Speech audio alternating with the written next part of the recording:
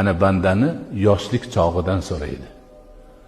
Yoshlik chog'ingda yoshligingni nimaga yo'liqtirgansan? Nima sinovida o'tkazgansan? Nima qilgansan yoshligingda? So'rov shu. Qarang, umrdan umumiy so'ralyapti. Umrni bir qismi bo'lgan yoshlikdan alohida so'ralyapti.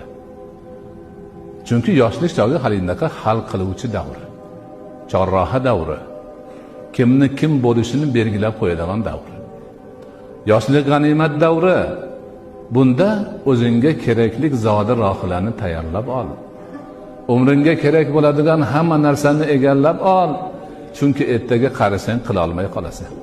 Kuching yetmaydi, aqling yetmaydi, imkoning bo'lmaydi. Yoshligingni g'animat bil, qaramay turib, shu g'animatda demak o'zingni o'nglab ol. To'g'ri yo'lga tushib ol, yaxshi inson bo'lib ol. Ana undan keyin inshaalloh qariliging ham go'zal tarzda o'tadi.